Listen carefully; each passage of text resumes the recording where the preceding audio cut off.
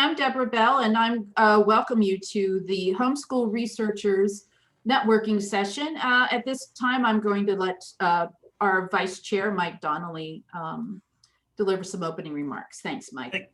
Thank you so much, Deb. On behalf of the Global Home Education Council, I want to welcome all of you to today's session, the Research Networking Session.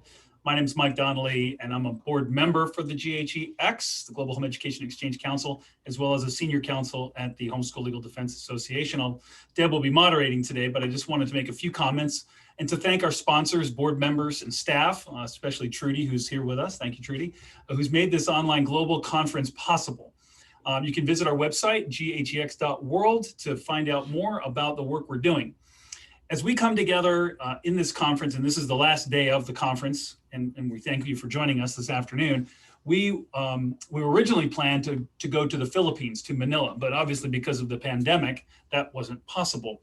Our conference theme is Home Education, a Global Movement, a Global Solution, which shows that in spite of the challenges of the current times, the global homeschooling community is reaching out to help improve educational opportunities for all children. As an organization, GHEX has a mission to support homeschooling everywhere for everyone, because we believe it's a fundamental right, no matter why or how people choose to do it. And that every family, parents and children should be respected and protected to enjoy the benefits of home education. The GHEX has been working to connect, encourage, and equip and influence organization leaders, policymakers, and interested researchers on the issues of home education for 10 years. This is our fourth global conference. I'm excited about today's discussion. I want to thank our research committee and others who are here today, and those of you who are attending.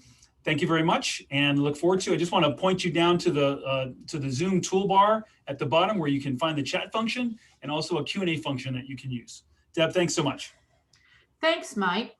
So I'd like to start by asking each one of our panelists to introduce themselves to our viewers, rather than me introducing them. They are all members of the GHEX Research Committee, with the exception of David Hunt, who's here from Cardis Institute, joining us today. At the last minute, I saw he was coming, and I asked him to join the conversation because I know he has a lot to contribute. So he's a friend of our organization. But I'll start with Dr. Albert Cheng. And Albert, can you tell us a little bit about your scholarly life and your research focus? Yes, as opposed to my other life, which is equally or perhaps more interesting. Yeah, hey everybody, my name is Albert Cheng. I'm a professor here at the University of Arkansas. So hello from Fayetteville, Arkansas, and really glad to be here. So my work certainly intersects with homeschooling quite a bit. I think I'd characterize myself as doing school choice policy more broadly, and not just asking technical questions about policy, but certainly for myself, my intellectual interests are in thinking about moral formation, virtue formation, and how we cultivate character among students. And so those are the kind of topics that keep me up and keep me going. Thanks, Albert. Kathaleena, we'll go to you next, please. Thank you, Debra, and thank you all for having me. Thank you, Mike Donnelly, and the awesome work you've been doing this week with the GHEX conference. Can you hear me okay? Excellent.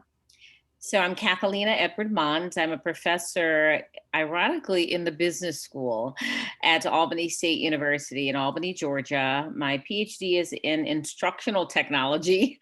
So I actually got a degree through the School of Education, and have been at ASU for about 21 years and love the work that we're doing.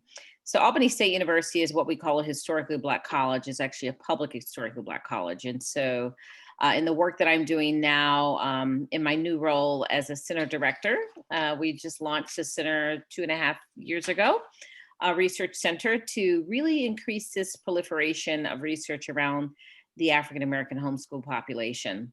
And so the work that we're trying to do is really to get more conversation around the reasons and the behind why families of color are really trying to understand homeschooling really as a choice. And we're excited about the work we're doing. My research agenda really has been around digital divide historically, but again, interested in understanding really the role that people of color who in America who want to gravitate toward homeschooling as an option, how best to do that and help them understand and to navigate that space.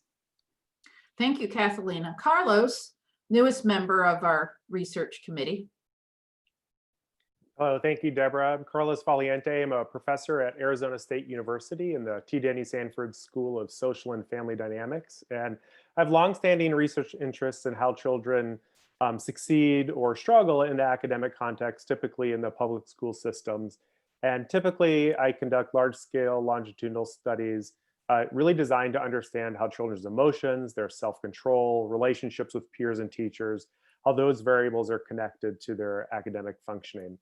I also teach classes on marriage and family relationships and parenting as well, and I am looking forward to our conversation here today. Thank you very much, Carlos. David, could you tell the audience a little bit about yourself and your work? Yes, thanks for having me here. I'm definitely the outlier in the group. I'm in the think tank world. So I'm at Cardis, which is a think tank based in Canada, although I'm on the West Coast in Vancouver. Most of my colleagues are in either Hamilton, Ontario or Ottawa, Ontario. And we're different because as a think tank, we're the intersection of academia, government, and then also media. So it's taking research and trying to make it relevant to all three of those audiences, which can be tricky at times.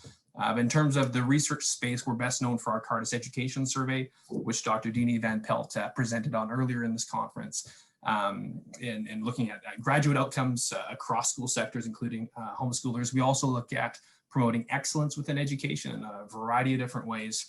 And yeah, so I'm mostly focused on the policy side of things, but I've also contributed to some of the research, although one of our senior fellows is on this panel as well, Dr. Albert Cheng, who's in a totally different tier than I am.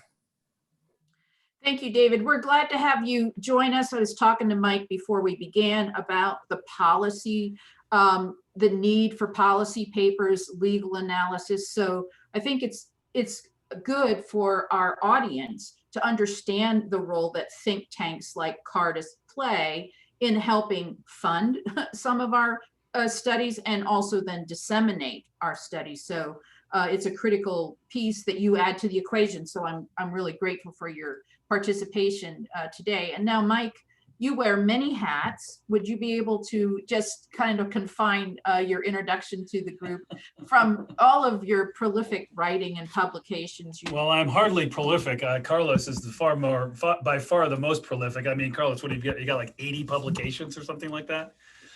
In fact, everyone on this panel is more prolific than me.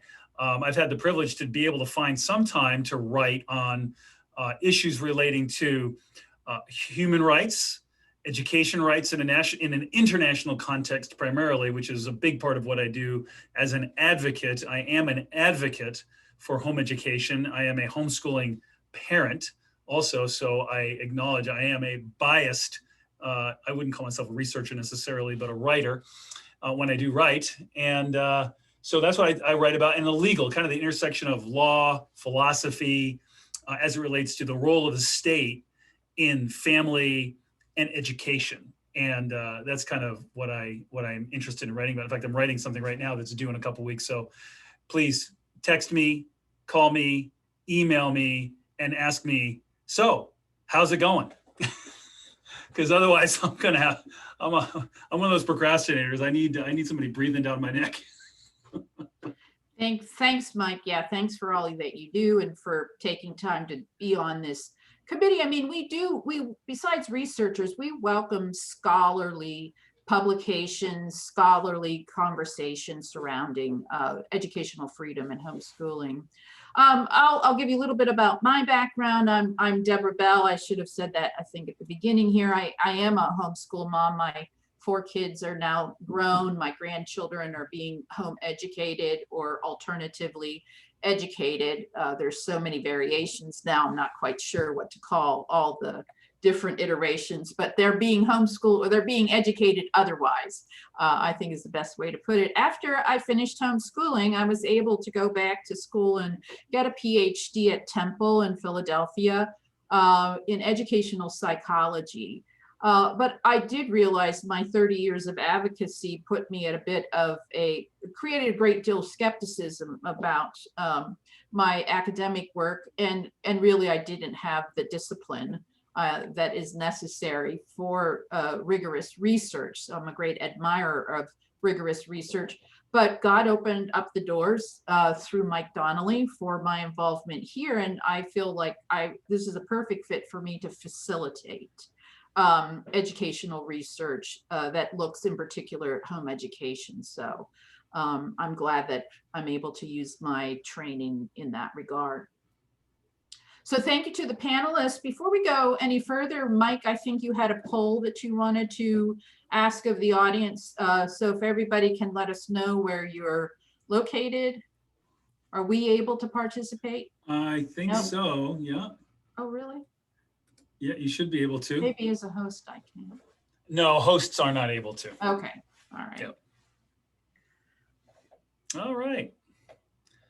Great. So Great. Africa, Europe, North America, thank you. South America, excellent. People are changing their votes. Yes, we have no way of That's, you know, verifying. I guess I just won't say anything about the vote comment. Okay. Changing All right. votes. Yeah, please resist, Mike. I have a second poll. Let me launch that one too. Okay. And here's the results of this poll. So this is, where's everybody from? Mostly North America, fine, but Europe, couple Europeans, South America, Africa, nobody from Asia or Australia. Of course, it's what, like in the middle of the 3 morning over a.m. there, so no 3 surprise a.m., there. 4 a.m. there, so. Oh, wimps. No Maybe by excuse, then. no excuse. All right, so let's see, here we go. Close this one out. And this one, oh, where is it? Oh, well, give me a second. I got to find it. I'm not sure where it is. So go ahead. Let me know when it's ready. So Oh, here it is. I got it. I found it. Here we go. Okay, what's your role or interest in home education?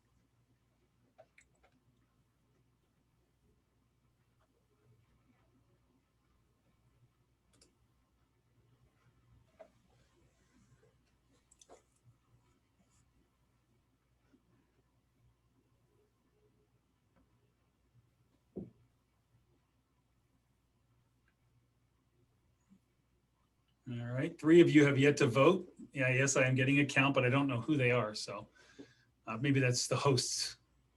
Okay, there we go. 14.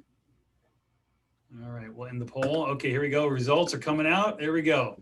So a few homeschool organization leaders, a few homeschooling parents, 1 graduate student, 3 professors, 5 other researchers, and 3 others. So a good diverse group, Deb. great. Thank you. Thanks for participating. Let me let you know a little bit about how we're going to proceed. There's a Q&A box at the bottom of your screen where you can post questions for the panelists. And we'll be happy to, we'll get through as many as we possibly can. I have a set of questions that I'm going to pose to the panelists. So let me start with some of the questions that I think I hear researchers or emerging scholars ask me over and over again to the panel, and I'm assuming you will signal me in some way if you want to start. So how do you find, or if you want to contribute, how do you find colleagues or collaborators? Most publications have multiple authors, and I know when I meet researchers around the world or folks who want to initiate a research project, they can feel very isolated and alone. So if you can think from a global perspective, what advice do you have for emerging scholars on how to find folks who can actually share a research project with you, and even why that's advantageous? Kathaleena, do you want to start? Thanks. Sure. In fact, thank you, Deborah. I appreciate the question. And one of the things that first came to mind, well, let me start also by saying that I'm a homeschool mom. I forgot about my 4 children. So we've homeschooled 4 kids since 1997. 3 have K through 12. 3 have attended college and graduated, and we have one 14-year-old who's still at home who we're working with, who literally just left seconds ago. I sent him to his room to go work. But one of the things I think about as it pertains to trying to find collaborators, particularly, and if it's okay, I apologize. I know you mentioned on the global scale, this is a global conference, is I am often looking for, and this is some of you are probably familiar with an author who wrote some of the early work. Her name is Paula Penn Nabrit. Dr. Nabrit, I think she's a lawyer by training, had written a book called Morning by Morning. And I remember vividly in the late 90s when we first started homeschooling, really trying to understand the research landscape. And, one of the ways in finding collaborators, and I know it's a little, a faux pas, but, I really found Paula Penn Nabrit really on a LinkedIn. I know it sounds kind of weird, but I did reach out to her through that way because I thought it was just, it was necessary for me to find someone who had done some work in the area that was of interest to me. And of course, as I mentioned earlier, the African-American community in that landscape. So Paula Penn Nabrit is just an amazing scholar in the work that she's been doing. And so again, I think that it would behoove us to utilize social media to find researchers and obviously attending really awesome conferences. It's amazing. Albert Cheng and I, we met some 2 years ago at a conference, and then Corey DeAngelis and myself were at a different conference. And so certainly conferences do lend valuable, if you will, to kind of creating stronger, robust relationships. And so those are my contributions. Thank you. Carlos, do you have contribution suggestions? Sure. So I would completely agree with what Kathaleena was just sharing. And then I'll just share maybe my experience with this as somebody who is new to the research perspective on homeschooling. I too, we homeschool our children as well. So I had that more sort of personal connection. But the approach that I took is, as I was reading papers from various people, is I just reached out to several people. For example, I reached out to Dr. Brian Ray and just asked if we could set up a time to talk. And I think, and he was great and gracious and carved out some time to talk to me. And I think, I think most people that that you would actually want to do work with and learn from and study with are going to be really happy to share what they're doing. And so I'm looking at my panelists, they're shaking their heads. So I would just encourage people to email us, email people that you're reading their papers, and just strike up a conversation. And I'll go ahead and I'll follow Albert. He put some contact information. I'll drop some of my contact information in the chat. And happy to chat with people as well after this. And to piggyback, I mentioned that you make sure that you send your comments to the panelists and all participants. I will do that now. So it gets circulated. So thanks. and Deb, if I could piggyback off of what Carlos said, Go for it. that's how I broke into this research space as well. Is I saw that Dr. Deanie Van Pelt was arguably the foremost authority in Canada on this research, and so I was doing my master's degree, and my challenge wasn't finding a topic of interest; it was narrowing a topic of interest. And so I reached out to her. I said, is there a research question that you want answered that I could then use for my thesis? And she was very excited about that. So I, in some ways, had two supervisors, because I had my formal supervisor at Simon Fraser University, but then Deanie also I was able to work with throughout that whole process, creating research that she thought was valuable. And then that's then evolved into my work at Cardis. Albert? Yeah, I don't know. I'm kind of searching for other wisdom that hasn't been mentioned yet. And maybe this is a good time to plug some of the things that we'd like to build, certainly within the GHEX circle. So I know, meeting physically is difficult, and certainly a virtual meeting doesn't, deliver the full experience. I mean, there's something about sharing a meal with somebody, having a long extended conversation over in person over coffee when you're at a conference to establish a relationship. So I want to acknowledge that we are missing that, and hopefully one day soon we might be able to do that. But in the absence of those things, all the suggestions about simply reaching out apply. But I'd like to say that back in the spring, when things started shutting down because of the pandemic, we've decided to host these monthly research presentation meetings. And so actually David was presenting one of those meetings before, Deanie as well. We've had other folks who have presented at this conference, take an hour of their time to present their work. And, we have a conversation and Q&A time over these meetings. And look, again, it's not as great as meeting in person and being in the same room together, so we actually connect at that level. But just want to encourage folks to, you can't do this on an island. There are opportunities out there, and we need to come together and build a relationship. Research is kind of a social enterprise in some sense. And I mean, Debra, I don't know if you want to chime in on some of the other ideas and things that we're building. I know we're talking about a repository for people to post ongoing research, to share that and disseminate that. Just ways to keep the conversation going absent a formal meeting. So just encourage participation in that. As Carlos said, most people are quite excited to talk to people. And the people you want to be working with are those kinds of people. If someone doesn't respond, ignore them. You probably don't want to work with them anyway. Thanks, Albert, and I will segue to that. Yes, so I think a key point is best research is done in community. Most researchers specialize in a particular element of the research. I know when I was at Temple, I realized, because I've been a writing teacher for 30 years, that I had a skill that I could barter with. So that's how I got my statistics done, is I would help my colleagues polish and refine their papers. And I asked them to run the statistical analysis for me and explain it to me. But so you want to find people who bring a different skill set and to kind of specialize within the research field. So we are building a community here. You can join our email list by going to the research tab of the ghex.world website and joining that email list. And we plan to reinitiate the webinars that Albert in particular was sort of championing during the early part of the shutdown. We had 6 of those.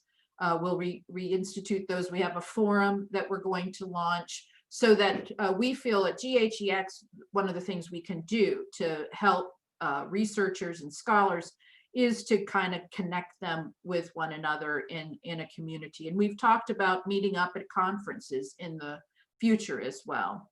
So don't hesitate to post your questions in the chat box, or excuse me, in the Q&A icon at the bottom of your screen. But here's another question for the group that I feel is really one of the biggest challenges that we face, and maybe it's just common to research. How do you get a good data sample? I mean, what tips do you have in this whole sphere of home education research? Like, what's the best, I guess, what's the best we can hope for practically in terms of data samples?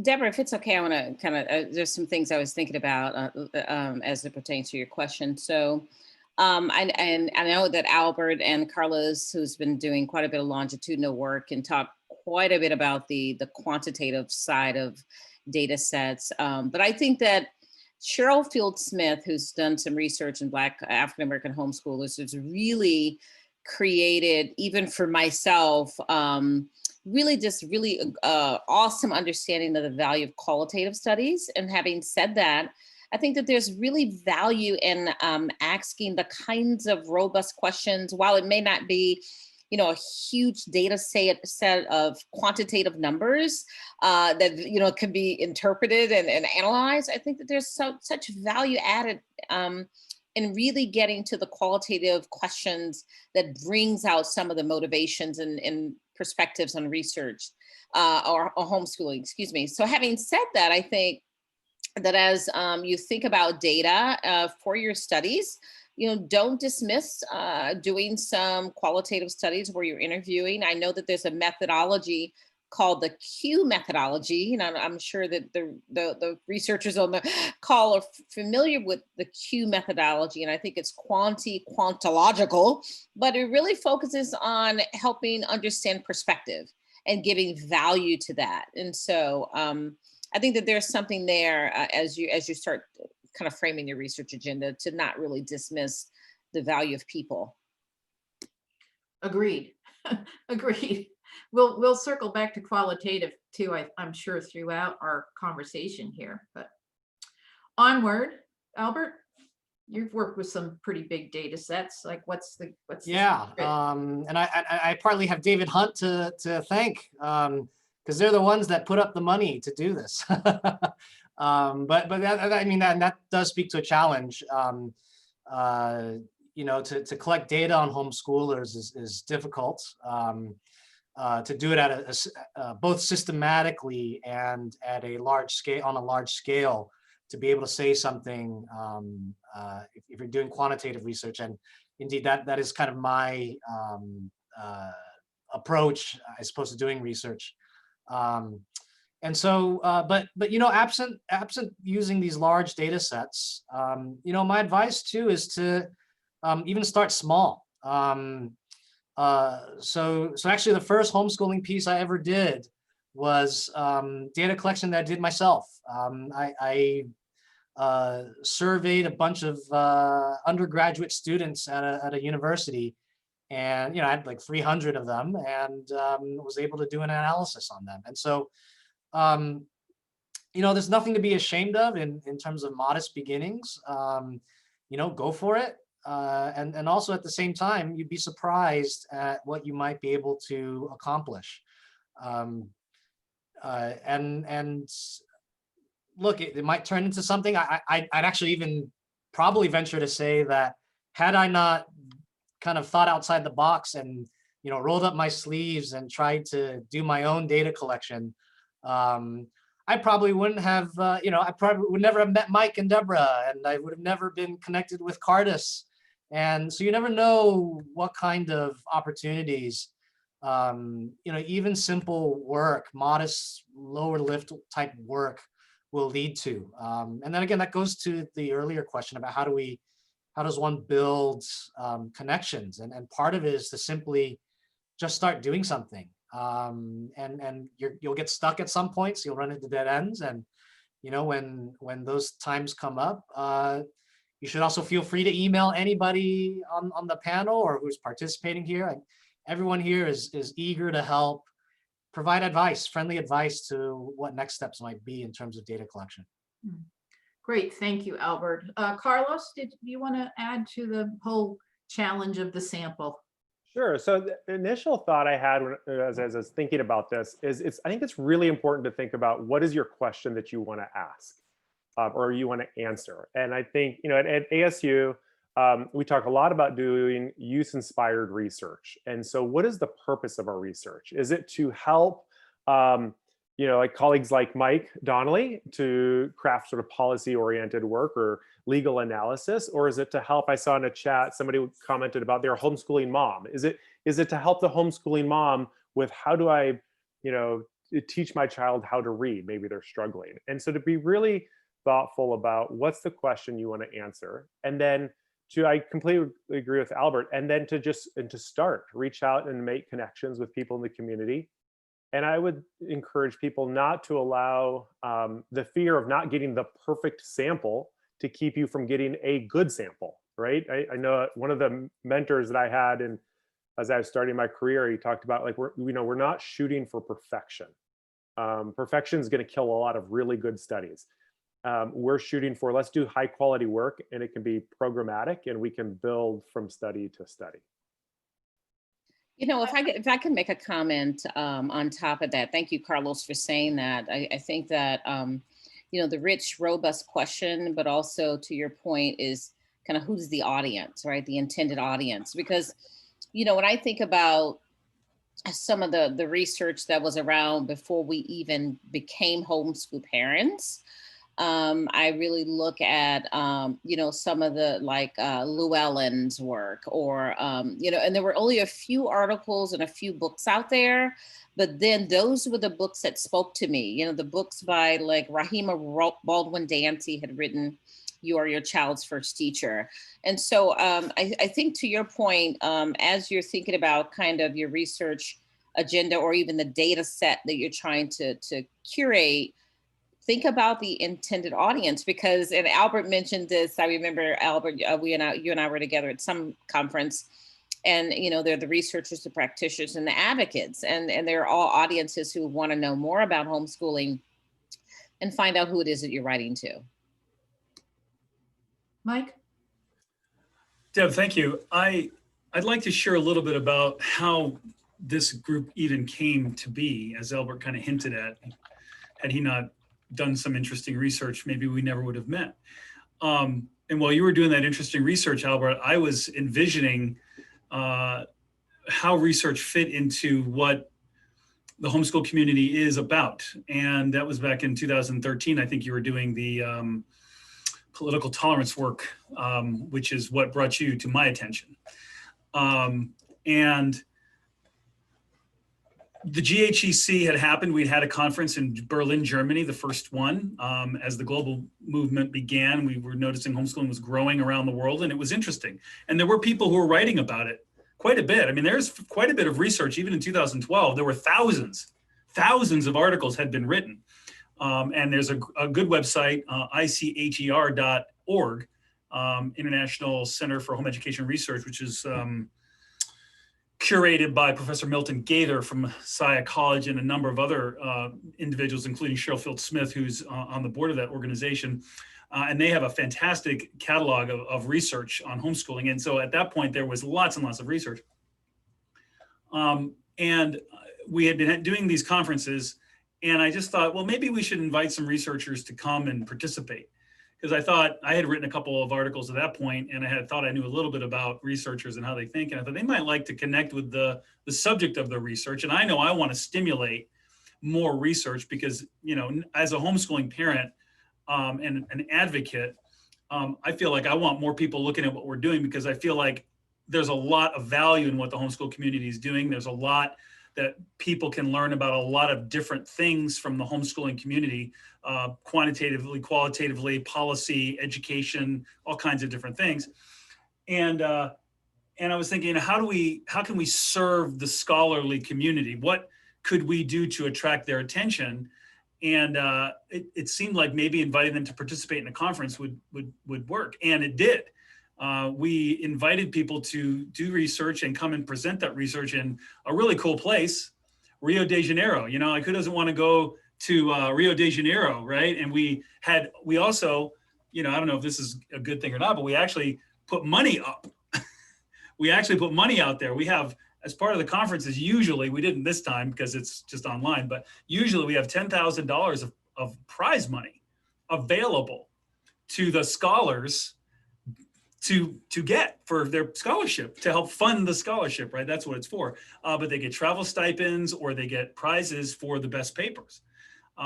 You know, and so, you know, who's a little bit competitive, you know, need a little nudge. And, you know, so that was good. And I think, Albert, you came to Rio, I think, right? You were there. You present. In fact, that's where you first presented. He was at a a prize conference. winner. He was a prize Actually, that's right. I think he was the top prize winner, actually. And it was a great paper, too. Anyway, so we put this research track at the conference together, and it was a wild success. And we've been continuing to do that. And I'll let Deb, maybe she can talk a little bit more about it, because she's been really one of the driving force behind how our research committee and what we've been doing to incent and support the research community on homeschooling. She can talk about that. But we've had some publications. Albert and I have co-edited a book. Deb co-edited a book. We've had several journals. So, you know, if people are watching this and they're interested in doing home education research, this is the place to get support. And we just have a vision, a big vision for supporting people who want to do home education research in any form. I got Christine just asked this incredibly interesting question. Does anybody know about Indians who homeschool, Native Americans? I had never thought of that before, Christine, but you know, I'm sure there are. I mean, that's how they learned. They didn't have schools, right? Homeschooling was how Native Americans, I'm imagining that was kind of natural learning. So yeah, I mean, there's a place for any kind of virtually any kind of interest on home education, and we want to support that in any way we can. That's great. Thank you so much. I'm just in the process of getting IRB approvals to go into the reservations and conduct the research. So keep me in prayer on that. Christine. I'm sorry, is that on homeschooling, Christine? Education in general, and I'm doing it actually as it relates to disaster preparedness. The Pandemic Act of 2019 has a Section 304, which gives specific attention to protecting children during national disasters, and so that's my focus. All right. Well, we'll look forward to hearing about that and any findings you have about homeschooling in the Native American community. Yes, we would love to. We would love to have. To be involved, to hear more about that. David, I know you have a comment. I'm going to circle back to you if you don't mind, but Dorcas, who I'm going to surmise this is Dorcas Ross in Bolivia, has a question that I wanted to address because she is doing really, I think, groundbreaking work in Bolivia. She wants to know, how do you manage to get the people in your studies? Do you pay them to participate? You know, when you have 3,000 people in a study, how do you finance that component of the study? So I can take a shot at that. So the work we've done, not in the homeschool community, but we would probably apply some of the same lessons learned, is we have paid families to participate in our studies. So typically for our studies, we've gotten grants from places like the National Science Foundation, National Institute of Health, and we provide financial incentives and try to make it so that it's interesting for them. You know, I think the families are going to be much more likely to participate if they see how what they're doing is going to be valuable to the larger effort.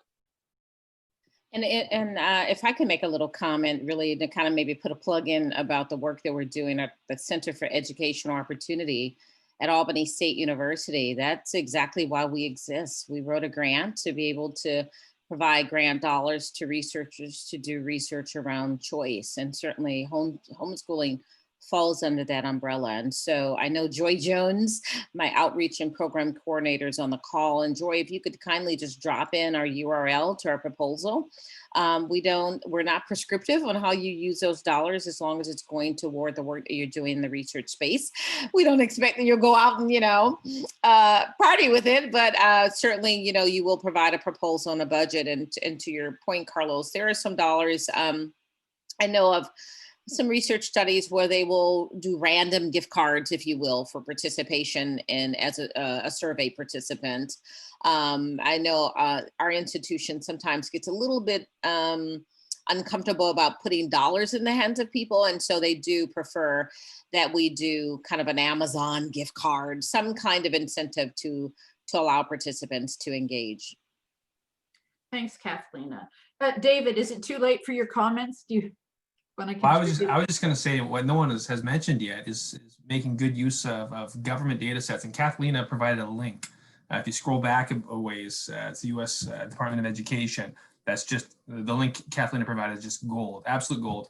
And in most OECD countries, there will be data available that government does provide. And mine that data. There's so many research questions that have not been answered that the data is already there. It just requires a bit of creativity and effort to make use of it. But that's where I was starting. Even David Sakink, who's a professor at Notre Dame, that we've done a lot of work with. He's a senior fellow at Cardis.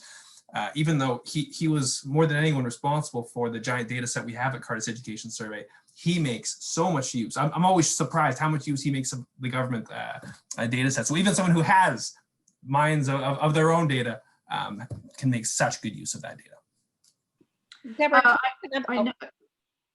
Back to you, Kathaleena. Go ahead.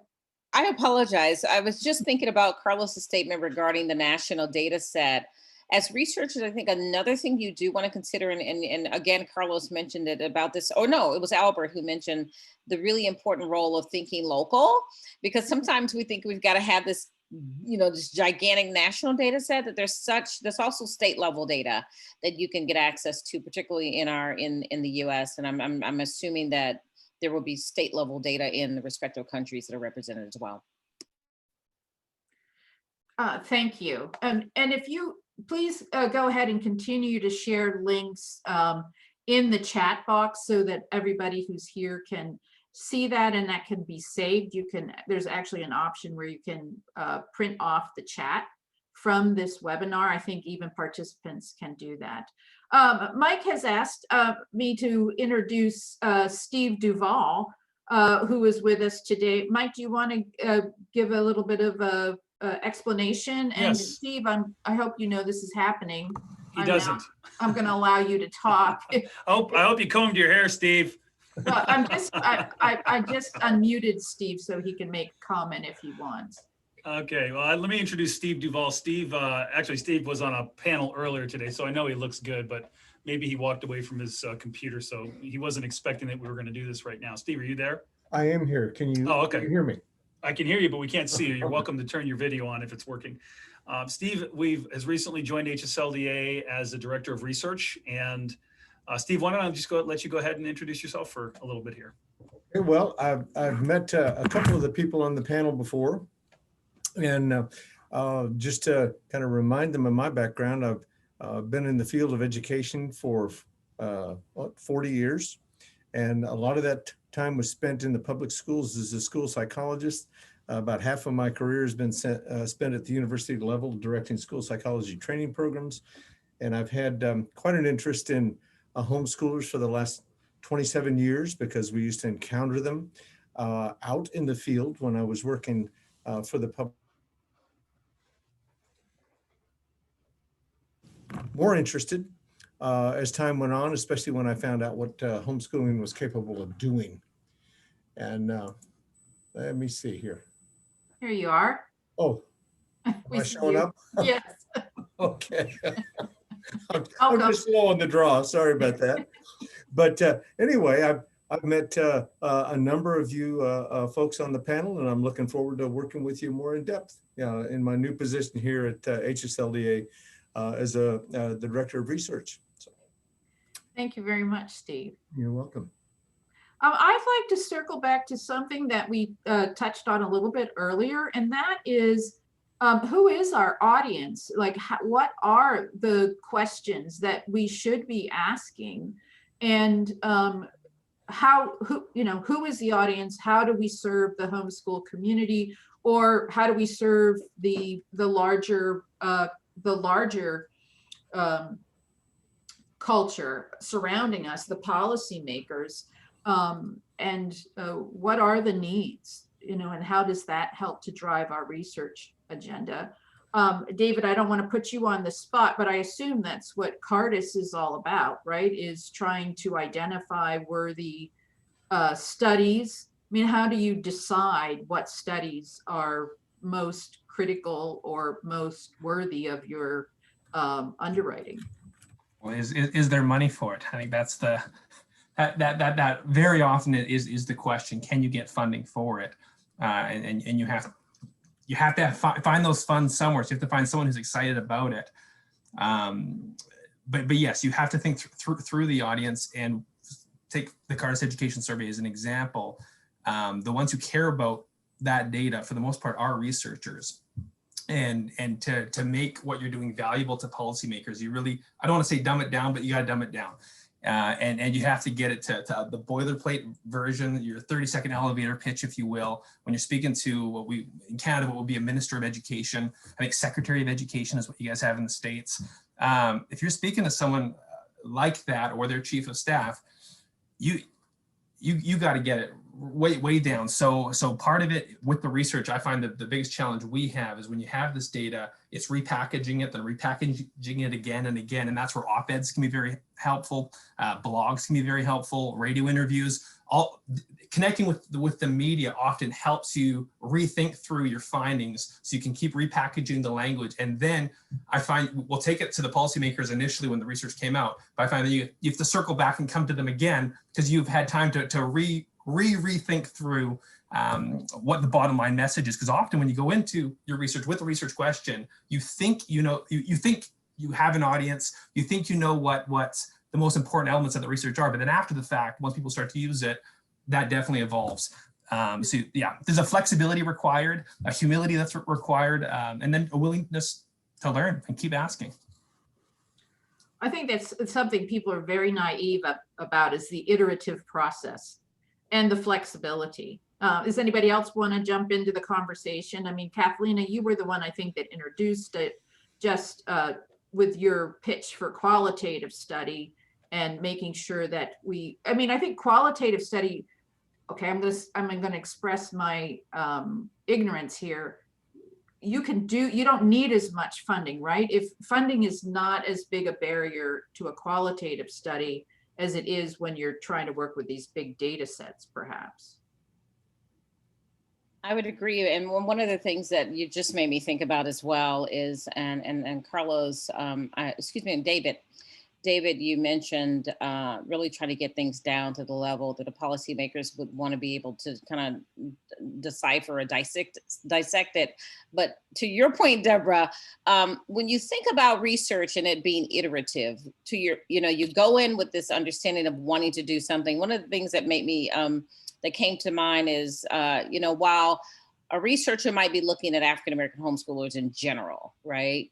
What they may discover is that there's some really robust questions in the qualitative space around, like, let's say, interviewing Black fathers, African-American men who are in the space. My husband's a homeschool dad, and that's just like an untapped market. I don't know. I'm like, who's listening? Who's asking Black male fathers about what is it like to be a homeschool dad? I think there's such robust conversations there that can take you down a whole different path. And yeah, there may not be a lot of grant dollars in, trying to have it, obviously you can create your own qualitative surveys, but there's probably not a data set sitting anywhere that helps to kind of get into those kinds of questions. So I'm not sure I'm answering your question, but I think what I'm trying to get at is that, the beauty of research is while you may start up here, it allows you an opportunity to narrow focus, and it really creates opportunities for you to kind of dig deeper into some questions that may be just untapped markets.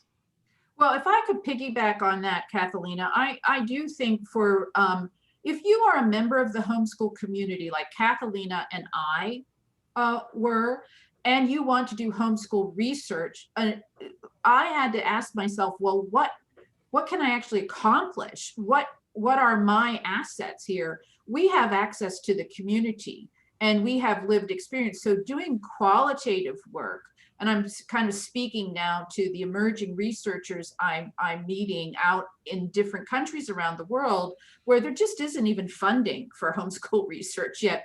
It's just not on the map and it's not realistic. Qualitative is a great place to start, just capturing those lived experiences, just like Kathaleena is now, foregrounding the African-American experience and even recognizing a voice that's missing in the African-American dad. But that actually aids the entire community because it reflects our diversity. It makes it kind of there's myths about who homeschools and why, and it broadens the scope of homeschooling. So for you, Dorcas, for example, in Bolivia, you capturing those lived experiences right now of the homeschoolers who you are studying, who are just starting to homeschool because of the pandemic, that's an important contribution. And maybe data points aren't really what you should try to, feel like compelled to capture. It's more of the story, the narrative, and looking for those themes. I mean, there is a rigorous, I have a lot of respect for qualitative. I think there's a lot of rigor to it, even though you're not crunching numbers in the same way. So, Carlos, did you want to contribute? I think the general topic is like, how do we serve the community? How do we reach the community? How do we decide what we're actually going to take the time to research. Sure. So, I think a great place to start is to ask community members how, like for me, like, how can I support you? So my local homeschooling organization here in Arizona, I can just set up time to sit down with leaders in the community or their board and just ask what can I do as a researcher, as an interested member of this community that's going to help to serve you, and just listen. And they may want results from a, robust longitudinal study, or they may want me to help summarize findings or to develop key ways to help moms and dads that are homeschooling. But I think just starting out with the, sort of the humbleness of saying, what can I do for you, is a great place to start. Because I think too often academics, and I've certainly been guilty of this at stages, is we want to come in with the answers, right? Because we've have these certain credentials and we've written these papers and we can crunch these numbers a certain way. And we say, well, we think you should do this. That's probably not going to be as fruitful as coming and saying, how can I support what you are doing? Debra, if I can make a statement, is that okay? Mm-hmm. One of the things that I think that is also an overlooked opportunity for research, particularly within the community. Someone in the chat made a note that said that I'm currently only a homeschool mother. And just to help, Rebecca, you're more than just only a homeschool mother. And in fact, in the research community, we use the word action research. So when you are homeschooling your children, you are, by all intents and purposes, engaging in action research.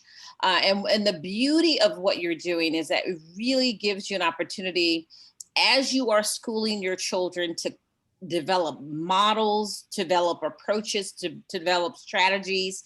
And if, there's a book, I can't remember who here it is. There's a book called Small Teaching by Dr. Lang, Lang.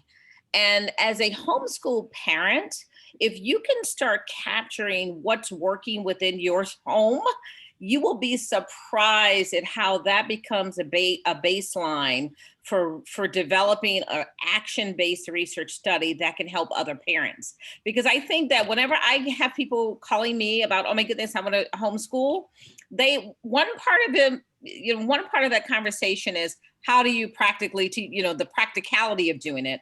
But the other part of it, I think most parents want to know is, what's the research behind it? Does it work? What's the evidence of that? Does that approach work? And so I am working, Cheryl Field Smith, we're writing a book now on African-American homeschoolers.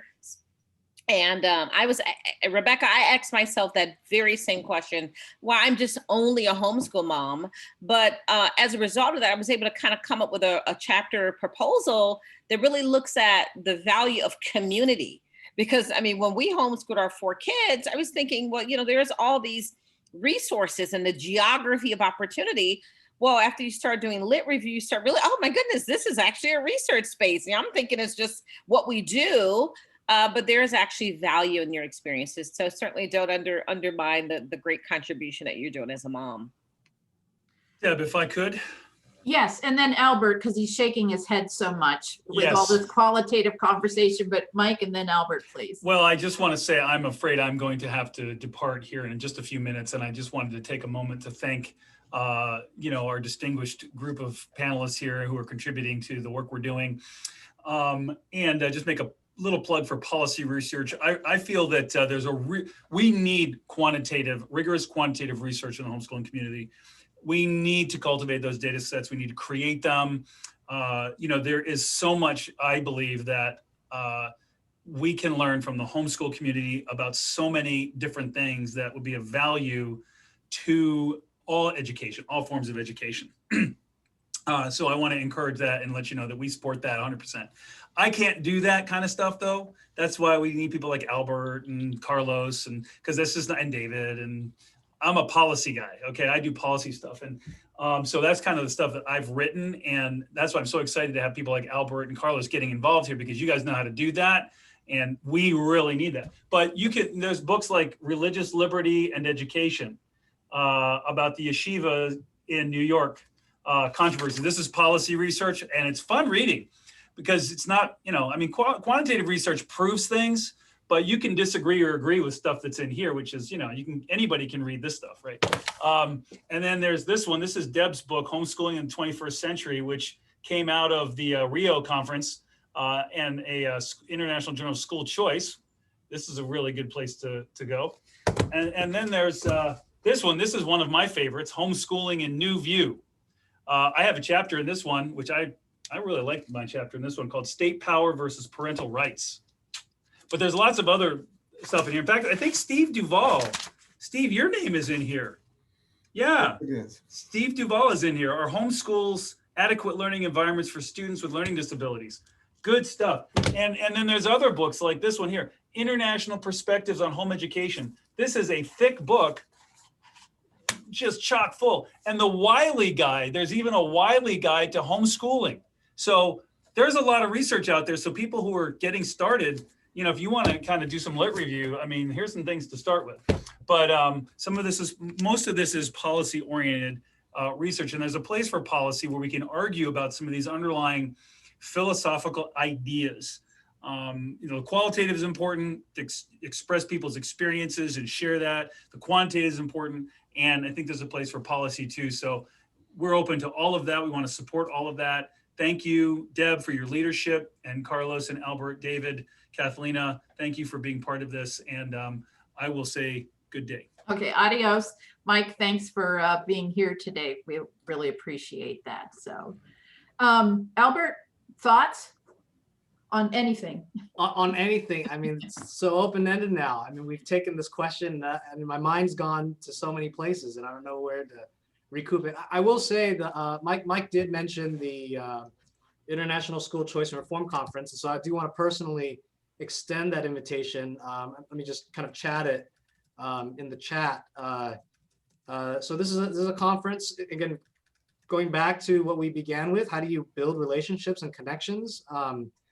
Come to these things. And I know sometimes they're cost prohibitive, but this year, the International School Choice and Reform Conference is virtual. So, it's only a $50 registration fee. And I know we have actually a lot of several presenters at this conference are going to present again at that conference. And so come to that. I guess the only other thought I think we were entertaining a question about who's our audience. And, I just encourage folks to not have to feel like you have to speak to everybody. I know certainly in academia, right, there's certainly a pressure to have to be the big shot. Like you have to be the person that knows who the minister or secretary of education is. You have to know your people in government and speak to all these people of influence. You actually don't have to be that. That everybody in whatever sphere you find yourself, people and you're connected to people. And you already have an audience there, right? You have a sphere of influence, so to speak. And so I think I just want to encourage everyone to consider that and consider, who do you already know? Can you partner with those people? Can you speak to those communities? Because a lot of change and educational reform, educational improvement, you don't have to be in the halls of your government to make an impact. You can make an impact wherever you are. And so certainly I want to encourage everybody to consider that, even what most people might think is modest and, you're not going to be in the newspaper or anything, but that's okay. That actually a lot of change happens at the grassroots. A lot of change happens gradually, and we should all embrace that. We're all in different places where we can make an impact. Thanks, Albert. I think that's important encouragement. We all have our own voice, right? And it's our diversity and it's the scope when we each contribute what we can as researchers. Again, back to, I think my point was, what is capable, what is in your wheelhouse, and to not diminish the significance of that. I'd And like, just to, go ahead. if I could just add something, and you know, over time, you'll recognize places where you might, you know, to expand the influence. So personally for me, you know, David Hunt works at Cardis, and they are connected to all sorts of, I mean, they have, you know, people that have connections to media and policymakers. I don't have that, right? But this is, you know, to go back to an earlier point, that research is done in community. It's the kind of connections that we build in these places that enable us then to even expand our areas of influence over time. And we have those connections because of the Alberts that do wonderful work for us. Yeah, it's all mutual. There's no like formula, you know, you just kind of get to know people, and the magic somehow happens. Before I pivot to a different question, to a new question, any other comments here? Carlos, wanted to give you a chance to say anything. So here's what I would like the four of you to help us with, is just the question of researchers being objective. And also then the flip side of that coin is, if you have a bias, such as Kathaleena, Carlos, and I have, where we are homeschool parents, can we actually still do homeschool research if we have a bias? I mean, Dr. Ray has certainly, his whole academic career has been, it has been criticized because he has a bias. So can we just kind of talk about how important is objectivity? What does that look like? What do you do if you are biased, but you still want to do research? Because I'm in the think tank world, if I could jump in on this one first, because at think tanks, always the media wants to put you in a camp. You're either a conservative think tank or a progressive think tank or whatnot, or a neocon, neoliberal. Take your pick of label. They want to give you a label.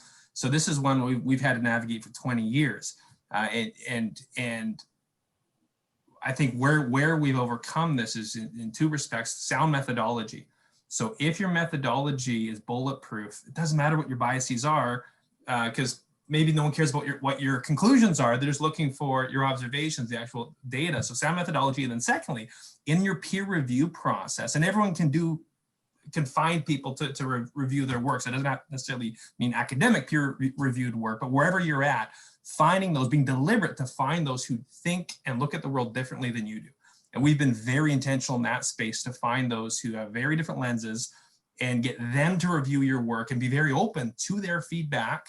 And that also helps as well, because then again, it'll refine your argument so that when you finally present whatever it is you're presenting, you've rounded off those edges. So you are presenting it as balanced as possible, but never lying to yourself that you are neutral, because none of us are neutral. Anytime a researcher claims that, instantly my red flag goes up. It's like, no, you're either naive or you're dishonest. But that's my bias right there.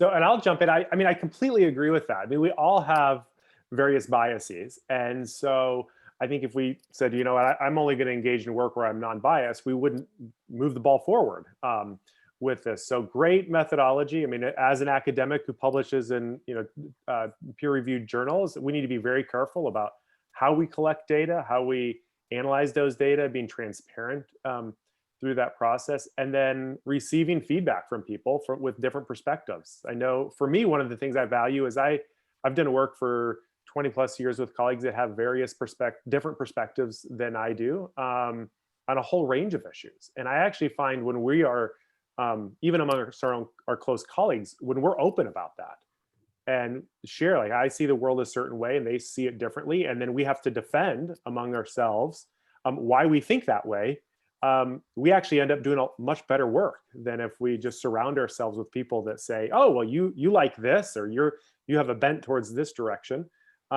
If we just surround ourselves with people like that, we're likely to probably do less quality research. So I would encourage people, not just on the peer review side of finding people that may have different opinions, but at the very beginning, invite people in and say, okay, you see it a little bit differently.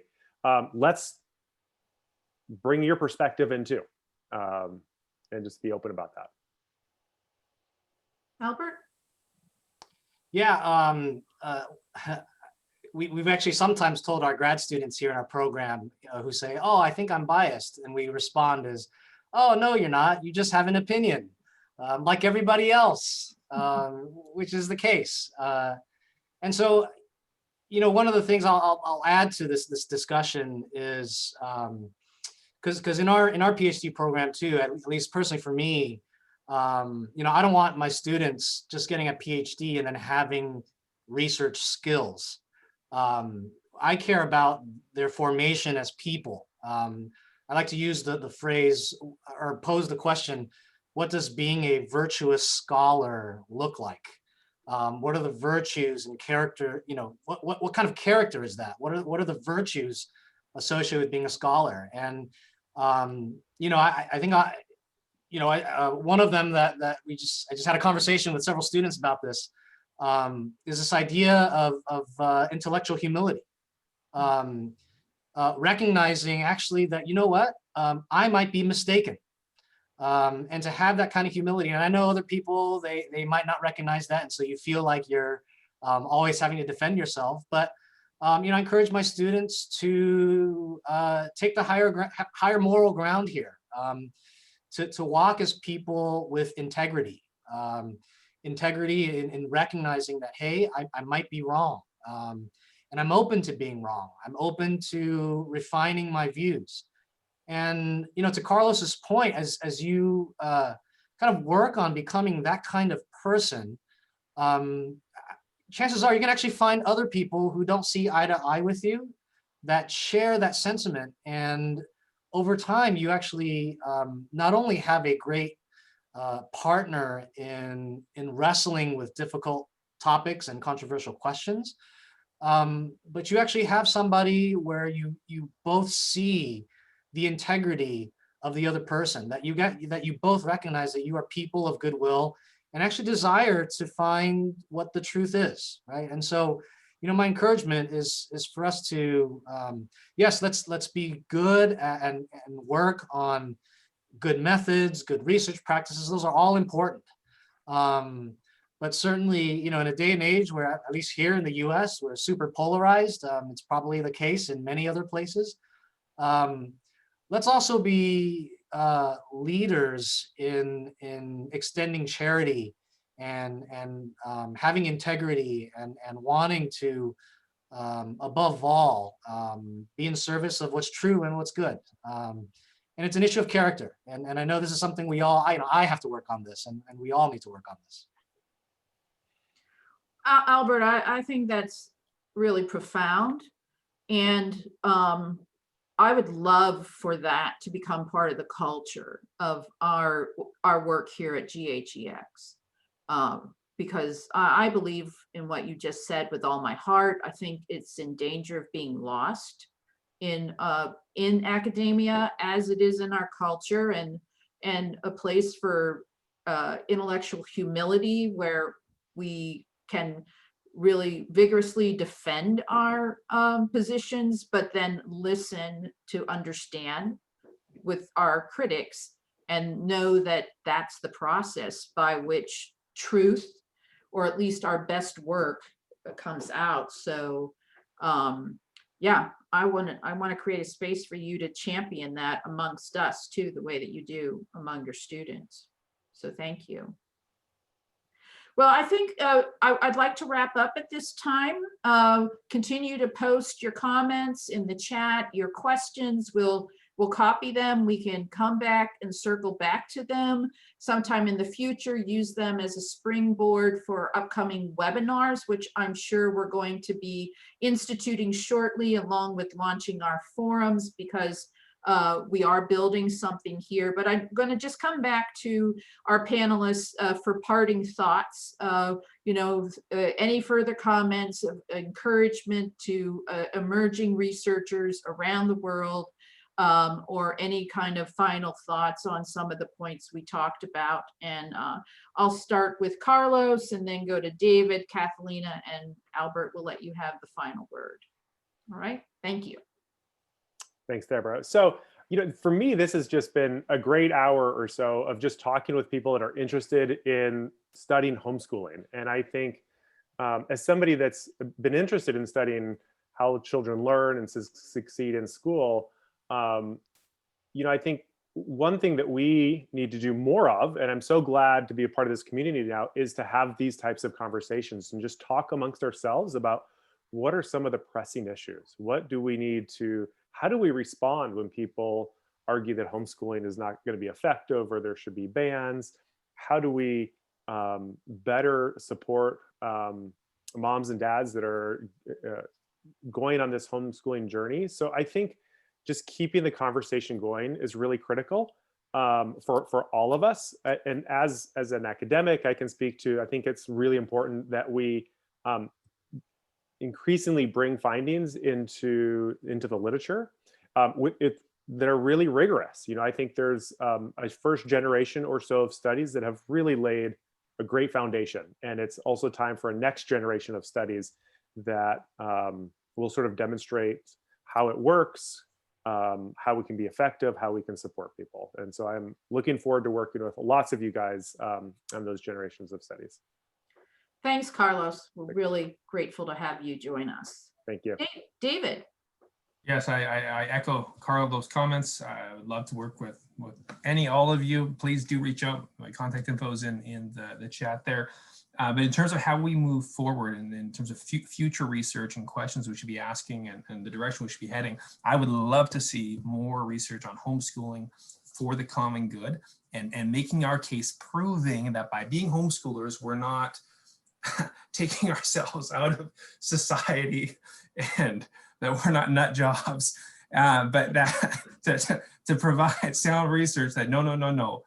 In a variety of respects, we over contribute to the common good, and there is a value we bring, may not look the same as every other sector, but research that explores that and how this isn't just about me, my kids, and my family. It's about society as a whole. And then secondly, and kind of in relation to that, diversity within homeschooling and how this isn't some monolithic homogenous group, but it's a very diverse space, and more research that highlights that, shows that, proves that. That's what I would love to see, and I hope many of you want to head in that direction as well. Excellent, David. Thank you. We're going to continue to draw you into our circle, so never fear. Now that we know you have money. Kathaleena. Thank you, Deb, and thank you for the opportunity to participate this evening. What a delight! And Albert Cheng, when I met you, everything about you was certainly an indicator that I need to kind of keep you close. And your comments this evening were just spot on as it pertains to a sense of humility. One of the things I think about is really, as we do research, and we really have to kind of decolonize research. I think that there's such a space for research to really gain opportunities where we can have a voice and be a voice for those families, those marginalized communities that are really doing the work. They're in the trenches, they're homeschooling, but sometimes those voices are not often heard. And I think, in terms of moving forward in the research agenda, a few things that I was thinking about is one, I don't know who's done research. Like my dad's Belizean, my mom's American, but, I think about, homeschooling in Belize, Central America, and the work across borders. And then also, I'm really interested in knowing what's happening in terms of third, fourth generation homeschool children once they grow up, like your children, Debra. What are their lives like? Are they repeating? Are they homeschooling as well? And again, I apologize if I seem narrow in my thought, but I am really trying to be laser focused around families of color who are interested in homeschooling, particularly African Americans, because I think that there's such anxiety and yet there's interest and passion in doing it, but not feeling like they have a really tight understanding of what the research says behind the pros and cons of such. And so again, thank you all for allowing me to grace your presence and being a part of this awesome committee. And if there's a way that I can contribute, particularly through the work that we're doing with our center, because we do have some grant dollars, we would love to provide support. And then also look forward to doing some co-authorships with anyone on the call who's interested in working with us. Thank you all. Great. Thank you, Kathaleena. Albert? Yeah, I mean, you really put me on the spot for a last word. I don't know. I've run out of stuff to say. And You all had- of, you had your- Carlos's, David's, and Kathaleena's comments were great.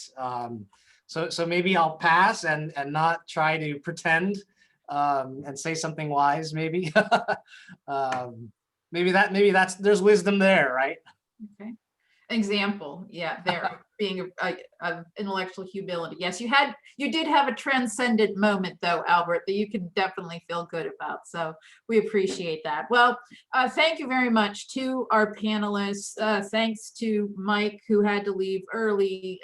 Thanks to Steve Duvall for popping in. David, thanks for joining us at the last minute. I think this was a great conversation, and I think this is a model for something that we probably want to recreate, not every 2 years, but within our research community. So thank you to everybody who has joined us today. Thank you to those who are watching the recording. If you know you're attracted to what we're talking about, and you're looking for a place where you can find support and training and encouragement and insight and critique, if you want to learn more about being a virtuous scholar in the homeschool space, then please consider signing up for our email list on the ghex.world website, and we look forward to meeting you and collaborating with you in the future. So thank you very much, everybody. Have a good day, evening, early morning, wherever you are.